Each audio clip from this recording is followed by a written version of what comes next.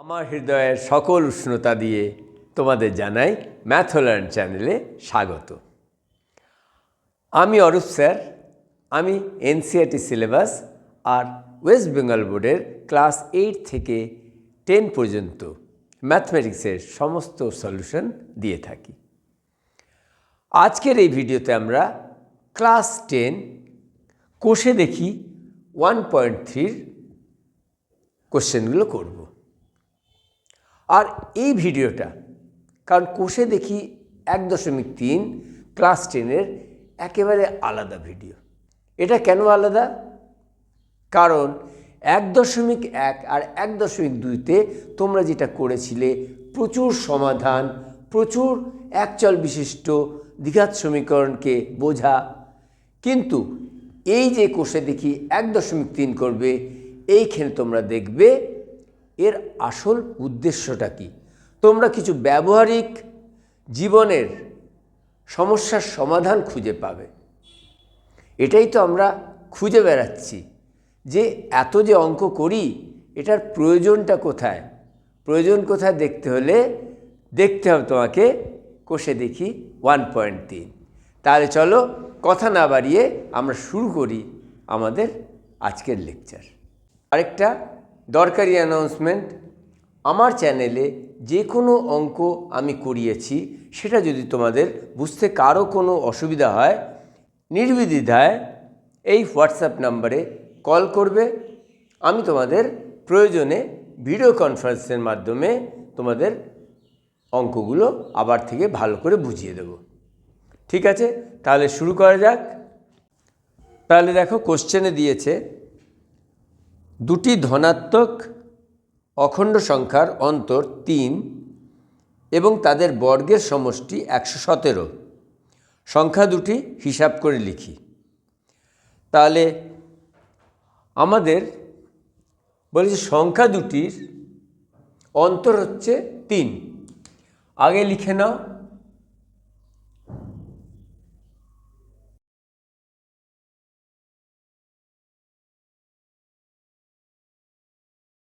সংখ্যা দুটির যদি অন্তর 3 হয় তাহলে আমরা সংখ্যা দুটো কীরকম ধরব?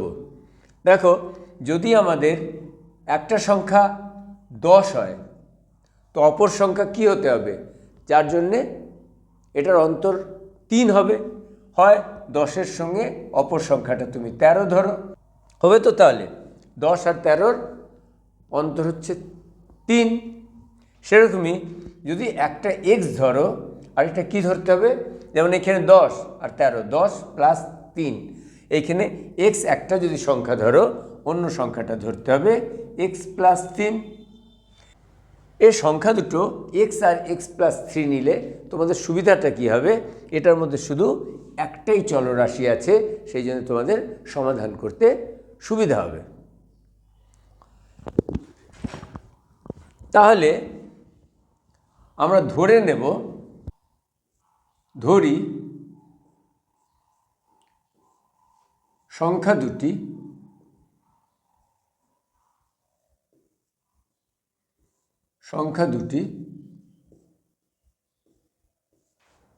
এক্স ও এক্স প্লাস 3। দেখো, সমাধানে এইটা তোমাকে লিখতে হবে না, এইখান থেকে তুমি লিখতে পারো। এইটাই তোমাদের সমাধান শুরু হবে, এখান থেকেই সমাধান শুরু। এটা আমি তোমাদের বোঝাবার জন্যে যে সংখ্যা দুটির অন্তর 3 আর তাদের বর্গের সমষ্টি 117, যেটা তোমাদের প্রশ্নে দিয়েছে।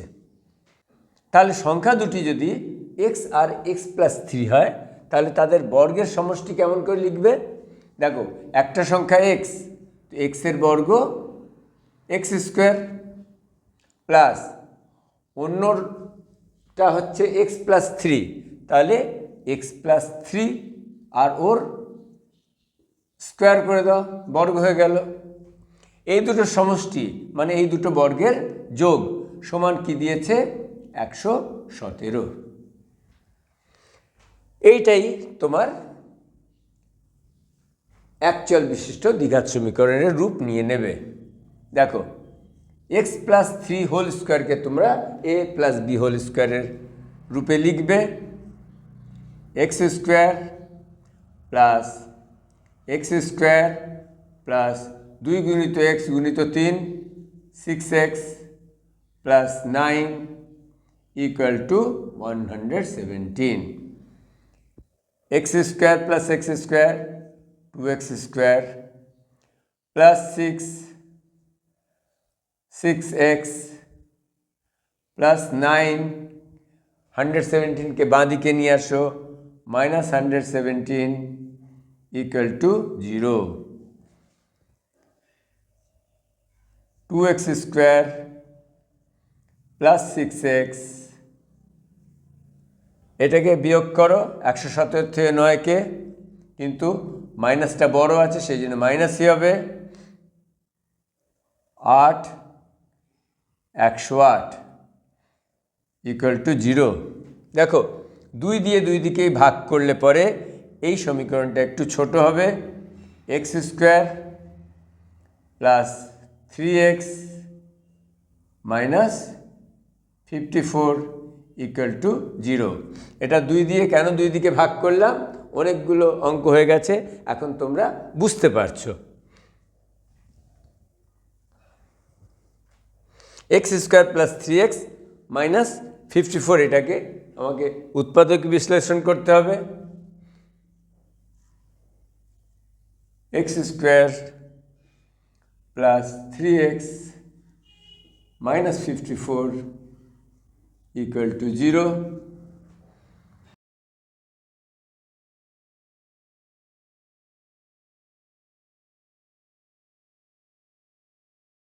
তাহলে 9x minus 6x minus 54 equal to 0।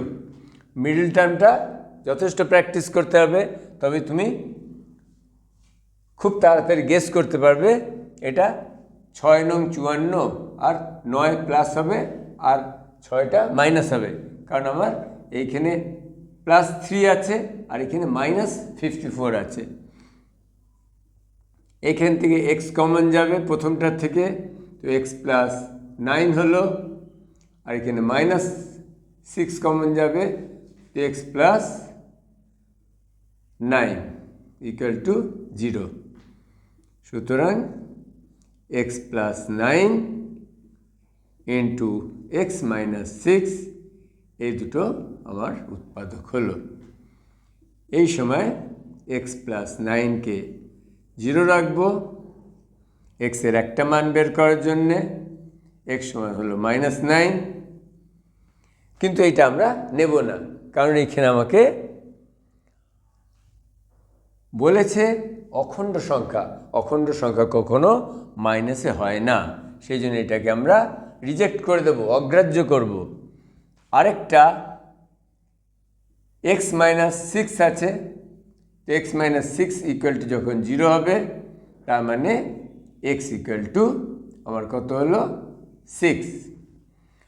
আমরা দুটো সংখ্যা ধরেছিলাম, একটা এক্স প্লাস 3, তো একটি সংখ্যা হলো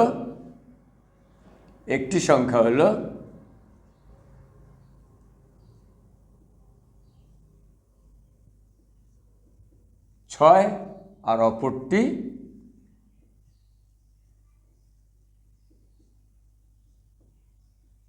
6 প্লাস 3 9, বা লিখতে পারো সংখ্যা দুটি 6 এবং 9। দ্বিতীয় প্রশ্নটা, একটি ত্রিভুজের ভূমি তার উচ্চতার দ্বিগুণ অপেক্ষা 18 মিটার বেশি, তাহলে লিখে নিই।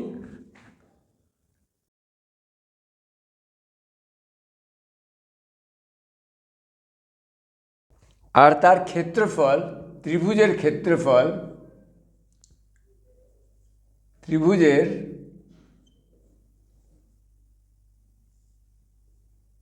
ক্ষেত্রফল দেওয়া আছে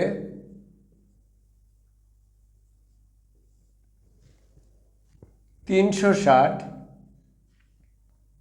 বর্গ মিটার, তাহলে তার উচ্চতা হিসাব করে লিখি। দেখো এখানে আমাকে আগে ভূমি উচ্চতা দ্বিগুণ অপেক্ষা 18 মিটার বেশি, এটাকে বুঝতে হবে। একটা ত্রিভুজ যদি এমনি থাকে, একটা ত্রিভুজ আছে, তোমরা জানো এটা যদি উচ্চতা হয়, এই শীর্ষবিন্দু থেকে যদি এইখানে লম্ব টানা হয়, এই লম্বটাকেই এর উচ্চতা বলা হবে, যদি এইটাকে ভূমি বলা হয়। যদি এইটা আমি এই বাহুটাকে ভূমি ধরি, তাহলে এইটাকে কি বলা হবে? উচ্চতা। তাহলে এই ভূমিটা কি হবে? ভূমিটা উচ্চতার দ্বিগুণ। এই উচ্চতাকে যদি তুমি এক্স ধরো, তো ভূমি উচ্চতার দ্বিগুণ, মানে 2 গুণিত এক্স, উচ্চতার দ্বিগুণ হয়ে গেল। 2 দিয়ে গুণ করলে উচ্চতাকে, তো 2x, কিন্তু তার থেকেও 18 মিটার বেশি, মানে ভূমিটা হবে 2x প্লাস 18। এটা বুঝতে পারছো কি না? উচ্চতার দ্বিগুণ অপেক্ষা 18 মিটার বেশি, তার মানে উচ্চতা যদি x মিটার হয়, তাহলে ভূমি কি হবে? এক্সের দুগুণ, 2 দিয়ে গুণ, আর তারপরে আবার 18 যোগ করতে হবে, কারণ তার থেকেও 18 মিটার বেশি। তাহলে আমাকে লিখতে হবে সমাধানে, ধরি ত্রিভুজের উচ্চতা কি ধরলাম? সমান এক্স মিটার। সুতরাং প্রশ্নানুসারে ভূমি কি হবে? তার ভূমি হবে 2x plus 18 metre, 2x plus 18 metre. এইটাই আসল জিনিস। এরপর তো ত্রিভুজের ক্ষেত্রফল সমান 360 বর্গমিটার দিয়েছে, সুতরাং ত্রিভুজের ক্ষেত্রফল আমরা জানি 1/2 গুণিত ভূমি গুণিত উচ্চতা, 1/2 গুণিত ভূমি। ভূমি আমি নিয়েছি এখানে 2x প্লাস 18 ইন্টু এক্স সমান কত দেওয়া আছে? 360।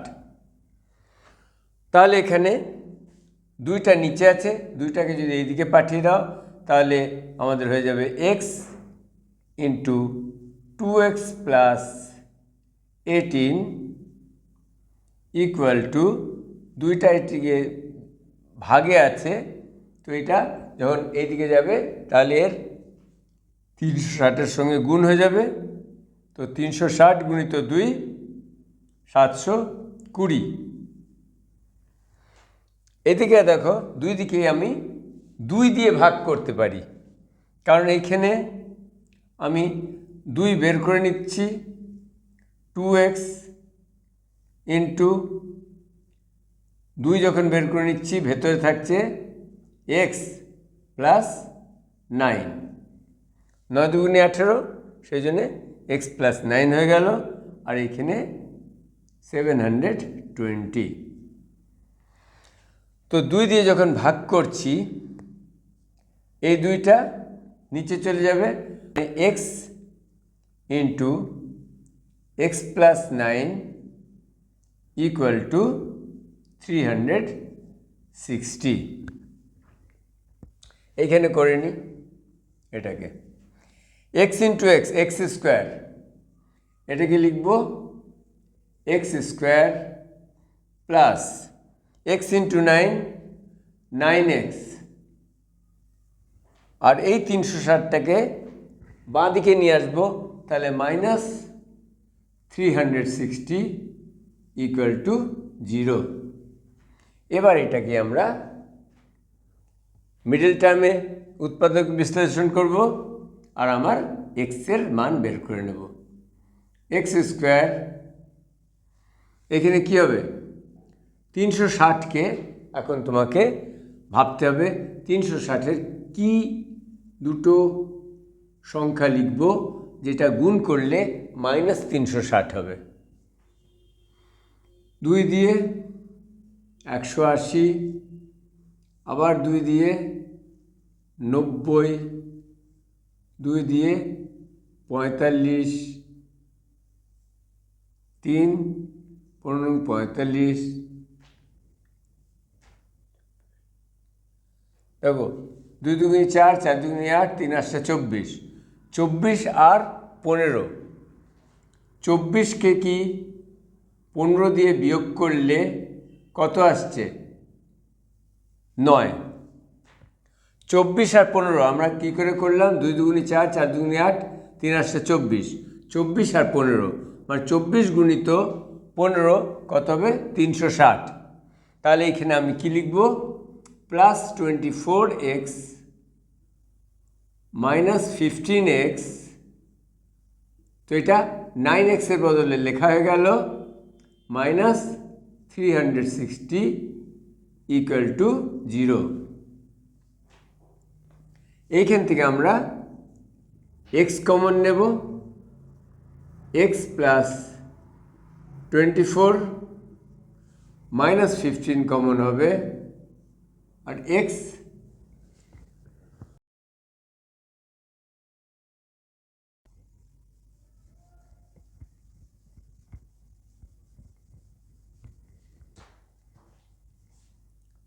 প্লাস 24। দেখো 15কে যদি 24 দিয়ে গুণ করো তাহলে 360 আসবে, আর মাইনাস কমন নিয়ে নিচ্ছি সেই জন্য এখানে প্লাস হলো, সমান 0।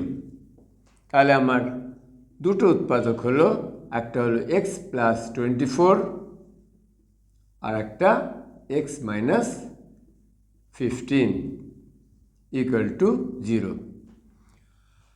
তাহলে x প্লাস 24 সমান আমি 0 রাখছি, যেটা আমাকে দেখাচ্ছে x সমান মাইনাস 24। তাহলে উচ্চতা তো একটা দূরত্ব, এই রেখাখণ্ড তো কখনো ঋণাত্মক হতে পারে না, মাইনাস আসতে পারে না, সেই জন্য এটা আমরা নেব না, এটা সম্ভব নয়, এটা সম্ভব নয়। বুঝতে পারছি, কারণ ঋণাত্মক হবে না। কিন্তু যখন x মাইনাস 15 সমান 0 নিলাম, তখন কি পাচ্ছি? x সমান 15। x আমরা ধরেছিলাম উচ্চতা, আর আমাদের বের করতে হতো উচ্চতা। তাহলে ত্রিভুজের উচ্চতা সমান আমি কি পেয়ে গেলাম? উচ্চতা সমান 15 মিটার, 15 মিটার। কারণ আমার দেওয়া ছিল 360 বর্গমিটার, যখন ক্ষেত্রফল বর্গমিটারে আছে তখন উচ্চতা আমার কিসে হবে? মিটারে হবে। উচ্চতা সমান 15 মিটার ত্রিভুজের। দেখো 3 নম্বর প্রশ্ন কি বলছে? যদি একটি অখণ্ড ধনাত্মক সংখ্যার 5 গুণ তার বর্গের দ্বিগুণ অপেক্ষা 3 কম হয়, তবে সংখ্যাটি নির্ণয় করো।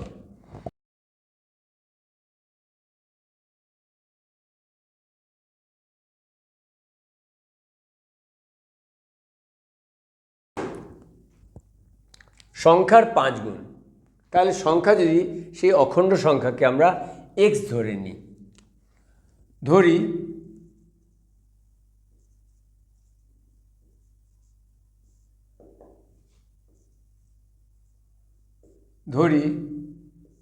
অখণ্ড সংখ্যাটি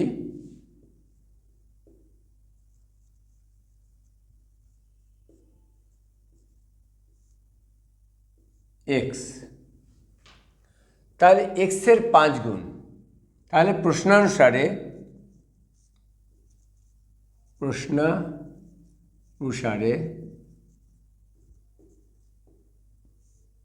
কি বলছে? সংখ্যাটির 5 গুণ আর সংখ্যাটি x, তাহলে 5x তার বর্গের দ্বিগুণ অপেক্ষা 3 কম। 5x সমান তার বর্গের দ্বিগুণ, বর্গ হয়ে যাবে x এর স্কোয়ার, তার বর্গের দ্বিগুণ অপেক্ষা x স্কোয়ারের 2 দিয়ে গুণ করো, তাহলে বর্গের দ্বিগুণ হয়ে গেল। আর এর থেকেও 3 কম মানে -3। আবার থেকে ভালো করে বুঝে নাও, সংখ্যার 5 গুণ, সংখ্যাটি x, তাহলে 5 গুণ কী হয়ে গেল 5x, তার বর্গের দ্বিগুণ অপেক্ষা 3 কম সমান সংখ্যাটির বর্গ x², আর তার দ্বিগুণ, দ্বিগুণ মানে 2 দিয়ে x² গুণ করতে লাগবে, তো 2x², তার অপেক্ষা 3 কম, তার মানে 2x² থেকে -3 করতে হবে। তাহলে বুঝতে পারলে তুমি যে 5x সমান 2x² - 3, আমার এটা একটা দ্বিঘাত সমীকরণ তৈরি হলো। তাহলে যদি তুমি এটাকে একটু সাজিয়ে নাও, 2x² আর 5xটা এই দিকে গেল, -5x -3 = 0। দেখো 5xটা শুধু আমরা একদিকে নিয়ে এসেছি, তাহলে কী হয়ে গেল 2x² - 5x - 3 সমান 0। এবার এইটাকে তুমি যদি মিডল টার্ম করো, করতেই পারবে। 2x² -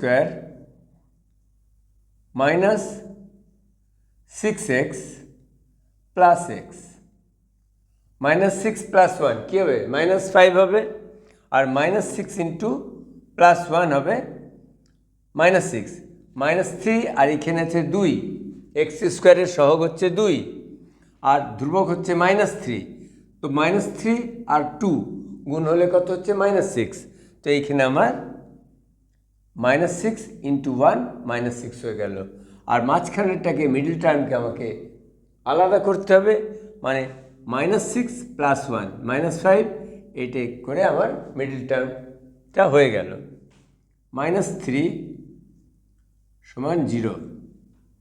এইখান থেকে আমি 2x কমন নেব, 2x কমন নিলে x - 3, আর এইখানে কি কমন আসবে, কিচ্ছু না, সুতরাং 1 কমন নেব, 1 কমন নিলে হবে x - 3 = 0।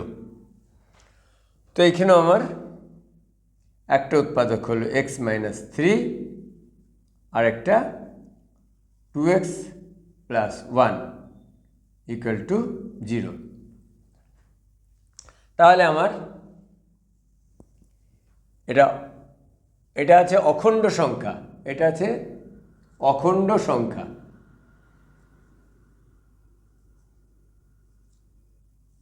পূর্ণ সংখ্যাও না বা মূলদ সংখ্যাও নয়। সেই জন্যে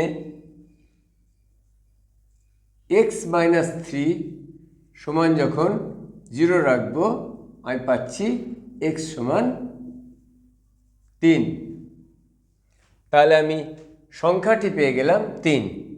আর এইটাকে যদি আমি রাখি 2x + 1, 2x + 1 সমান 0, তাহলে কি হয় 2x সমান -1 আর x সমান -1/2। এটা তো আমার মূলদ সংখ্যা চলে এলো, সেই জন্য এটা তো অখণ্ড সংখ্যা নয়, সেই জন্য এটা গ্রাহ্য হবে না, সম্ভব নয়, সম্ভব নয়, এটাকে আমরা স্বীকার করব না। তাহলে আমরা অখণ্ড সংখ্যাটা কি পেলাম, অখণ্ড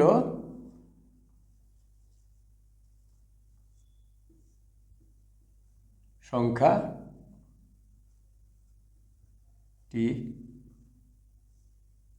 হলো 3। 4 নম্বর কোশ্চেনটা, দুটি স্থানের মধ্যে দূরত্ব 200 কিলোমিটার। এক স্থান হতে অপর স্থানে মোটর গাড়িতে যেতে যে সময় লাগে, জিপ গাড়িতে যেতে তার চেয়ে 2 ঘন্টা সময় কম লাগে। মোটর গাড়ি অপেক্ষা জিপ গাড়ির গতিবেগ ঘন্টায় 5 কিলোমিটার বেশি হলে মোটর গাড়ির গতিবেগ হিসাব করে লিখি। তাহলে প্রশ্নে যা যা আছে তোমরা যদি একবার লিখে নাও তাহলে সুবিধা হবে। প্রশ্নে আছে দূরত্ব আছে কত? 200 কিলোমিটার। 200 কিলোমিটার, এক জায়গার থেকে আরেক জায়গায় যাচ্ছে 200 কিলোমিটার। আর দুইভাবে তোমরা যেতে পারো, একটা আছে মোটর গাড়ি,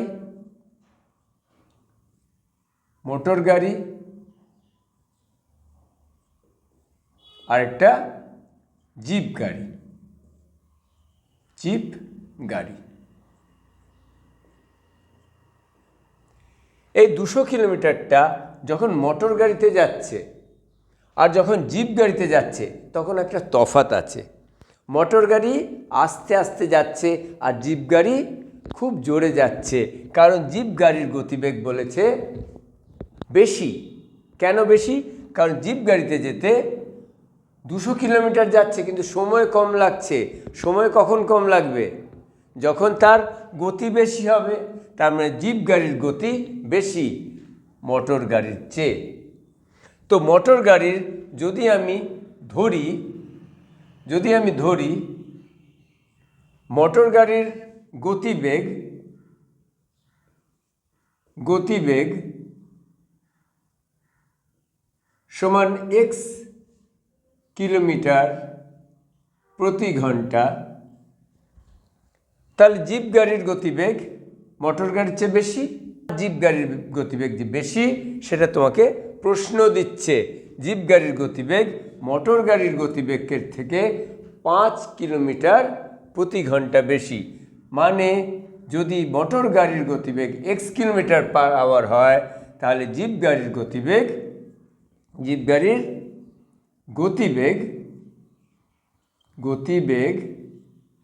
কত হবে? x plus 5 kilometre per hour, kilometre প্রতি ঘন্টা। তো এখন মোটর গাড়ির গতিবেগ আমরা ধরে নিলাম x কিলোমিটার প্রতি ঘন্টা, আর জিপ গাড়ির গতিবেগ প্রশ্নানুসারে 5 কিলোমিটার মোটর গাড়ির চেয়ে বেশি, সেই জন্য x প্লাস 5 কিলোমিটার প্রতি ঘন্টা। ঠিক আছে, এবার আমরা সময়ের ক্যালকুলেশন করে নিই। সময় কিভাবে বেরোবে? মোটর গাড়িতে যাব কত সময় লাগবে, আর জিপ গাড়িতে গেলে কত সময় লাগবে। দেখো, যখন আমরা মোটর গাড়িতে যাচ্ছি, প্রথমটা করে নাও। মোটর গাড়িতে গেলে আমার সময় কত লাগছে? তোমরা জানো, দূরত্বকে যখন গতিবেগ দিয়ে ভাগ করা হয় তখন সময় বেরোয়। এইটাই হচ্ছে সময় বের করার সূত্র। তো সময় সমান হবে দূরত্ব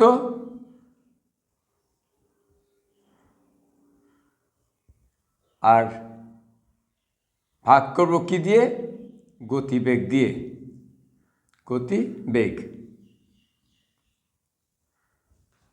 মোটর গাড়িতে সময় লাগবে, দূরত্ব হচ্ছে তোমার 200 আর গতিবেগ হচ্ছে x।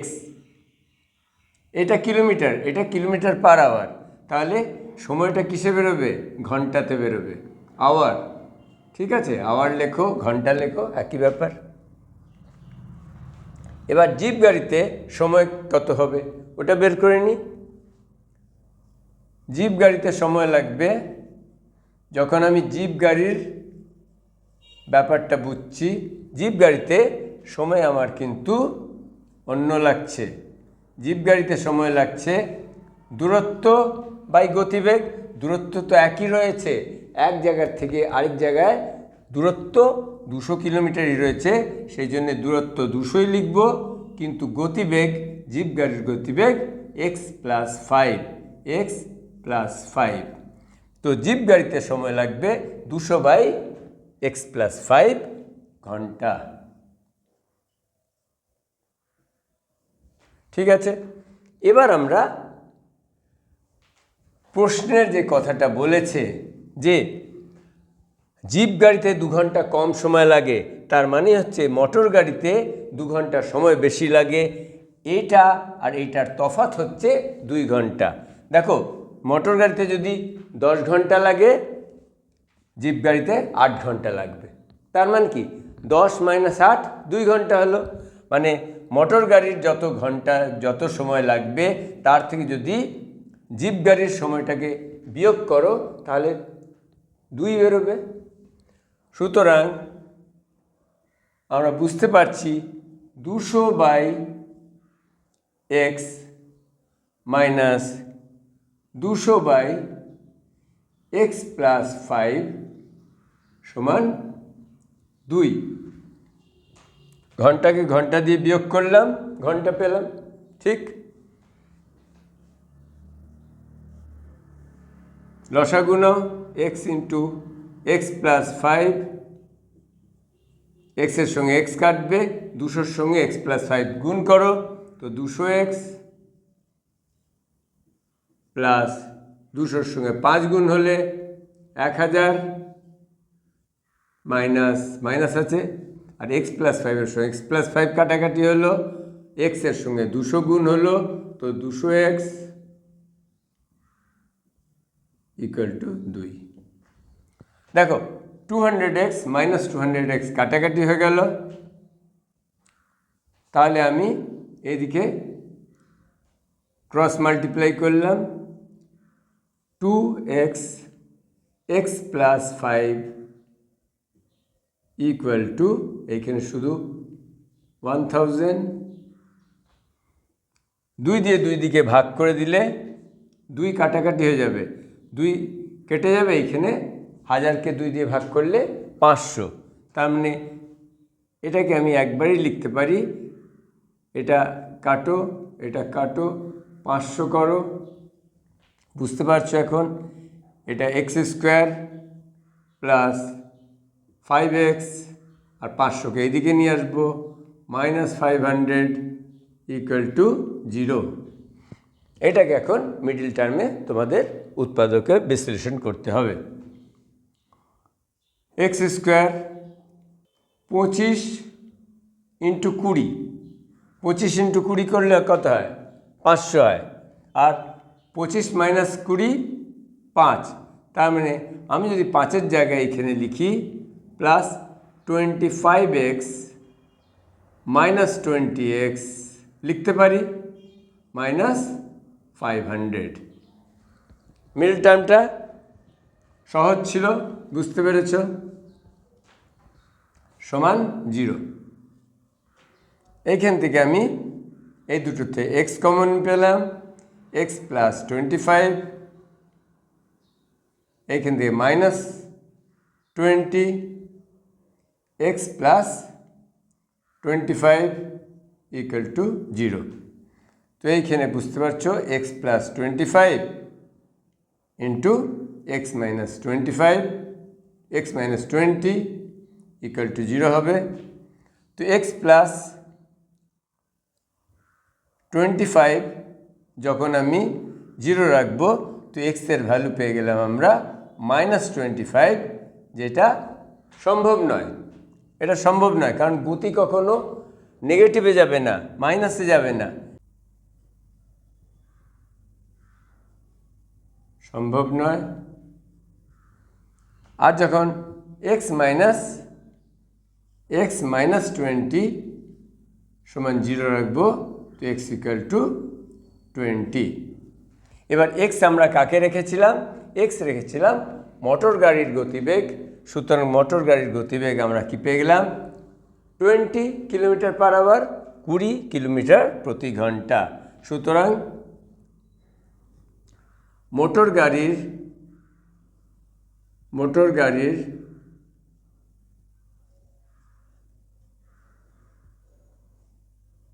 গতিবেগ সমান 20 কিলোমিটার প্রতি ঘন্টা। এটি হবে এর উত্তর। যথেষ্ট ইম্পর্টেন্ট কোশ্চেন, তোমরা চাইলে এটাকে স্ক্রিনশট নিয়ে নাও। 5 নম্বর প্রশ্ন, এটাই আমাদের এই ভিডিওর শেষ প্রশ্ন।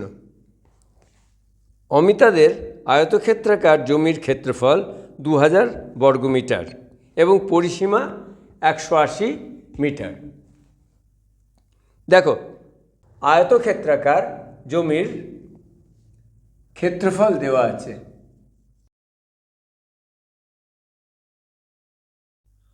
অমিতাদের আয়তক্ষেত্রাকার জমির দৈর্ঘ্য প্রস্থ হিসাব করে লিখি। তাহলে এই যে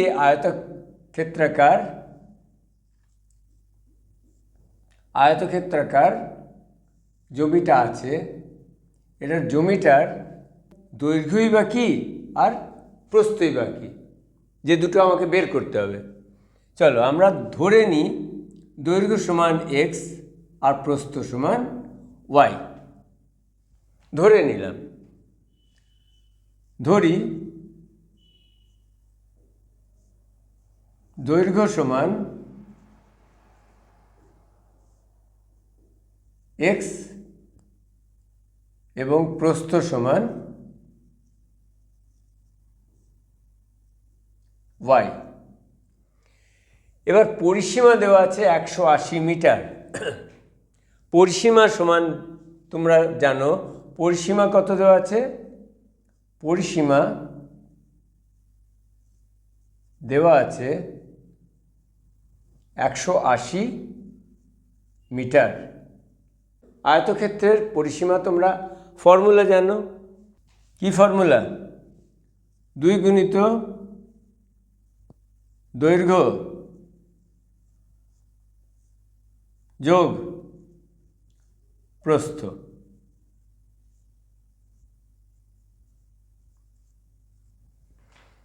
তো দুইটাকে যদি এইদিকে নিয়ে যাও, দৈর্ঘ্য হচ্ছে এক্স আর প্রস্থ হচ্ছে ওয়াই, তো এক্স প্লাস ওয়াই 180কে 2 দিয়ে যখন ভাগ করবে তখন আমি কি পেলাম? 90। X plus y equal to 90। তাহলে এখানে কি তুমি ওয়াই সমান 90 মাইনাস এক্স লিখতে পারো?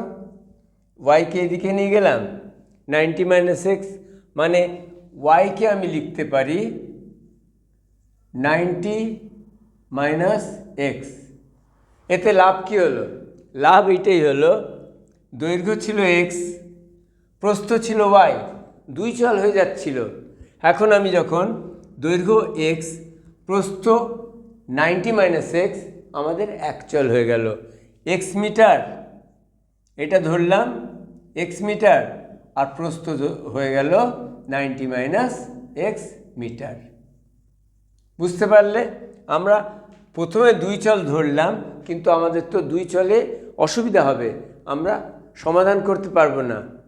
সেই জন্যে আমরা প্রস্থকেও এক্সের টার্মে নিয়ে আসলাম। এবার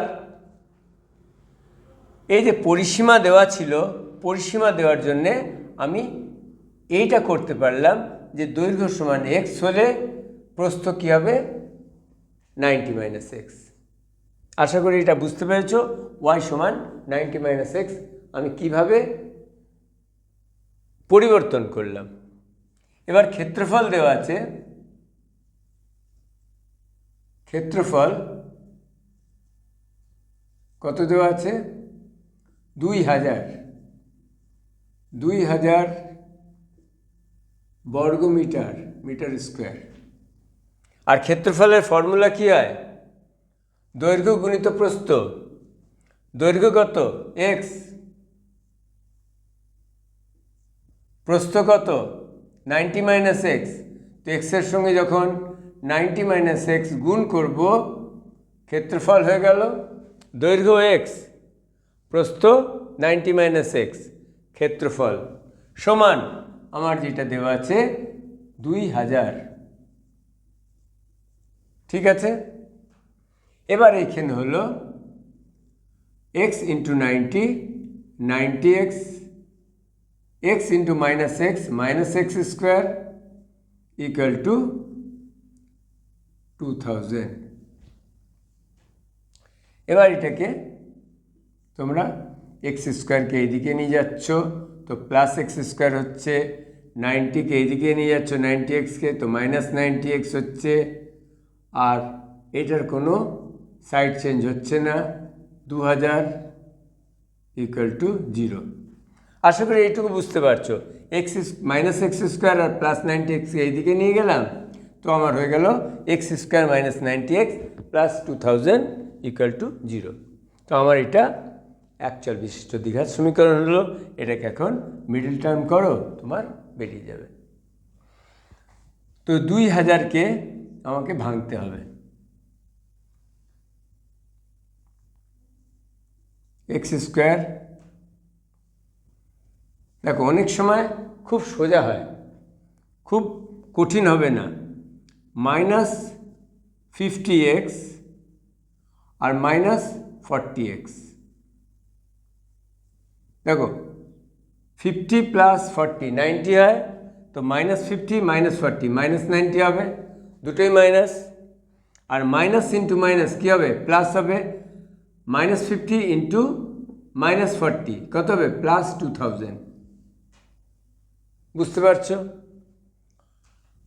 প্লাস 2000 ইকুয়াল টু 0। এইখানে আবার আমরা কমন নেব, এক্স কমন নিলে এক্স মাইনাস 50, এখান থেকে মাইনাস 40 কমন নেব, মাইনাস 40 কমন নিলে এক্স, আর প্লাসের থেকে মাইনাস কমন নিয়ে নিচ্ছি, মাইনাস 50 সমান 0। তো আমার উৎপাদক হলো x minus 50 into x minus 40 equal to 0। তাহলে আমার একই ব্যাপার, এক্স মাইনাস 50 রাখবো 0, এক্স সমান হলো 50। আবার যখন এক্স মাইনাস 40 সমান 0 রাখবো, এক্স সমান হলো 40। তো এক্স রেখেছিলাম আমি দৈর্ঘ্য, তো দৈর্ঘ্য হয় 50 হবে বা 40 হবে। যখন 50 হবে তখন আমার প্রস্থ হবে 90 মাইনাস 50 40, এটা 50 হলে আমার এটা 40 হবে। আর যদি দৈর্ঘ্য আমার 40 হয় তখন আমার প্রস্থ হবে 40, 90 মাইনাস 40 50। দৈর্ঘ্য এবং প্রস্থ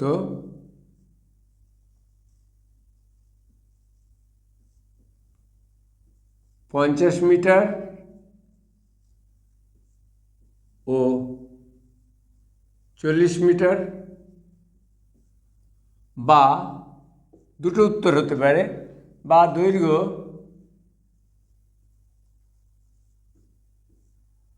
এবং প্রস্থ 40 মিটার ও 50 মিটার, এইটাই আমাদের উত্তর হবে। দেখো প্রশ্ন ছিল আমাদের আয়তক্ষেত্রের ক্ষেত্রফল এবং পরিসীমার, কিন্তু আমরা এটাকে সলভ করলাম কি করে, অ্যাকচুয়াল বিশিষ্ট দ্বিঘাত সমীকরণকে সমাধান করে আমরা এর দৈর্ঘ্য এবং প্রস্থ বের করলাম। আশা করি এখন তোমরা বুঝতে পারছো এই অঙ্কগণিতের কি মহত্ব, এটা আমরা কেন করি, এটা আমাদের প্রত্যেক জায়গায় প্রয়োজন কেন হয়। যদি ভিডিওটা ভালো লাগে লাইক করো, কমেন্ট করতে ভুলো না, আর বন্ধুদের সঙ্গেও শেয়ার অবশ্যই করো। দেখা হচ্ছে আবার পরের ভিডিওতে।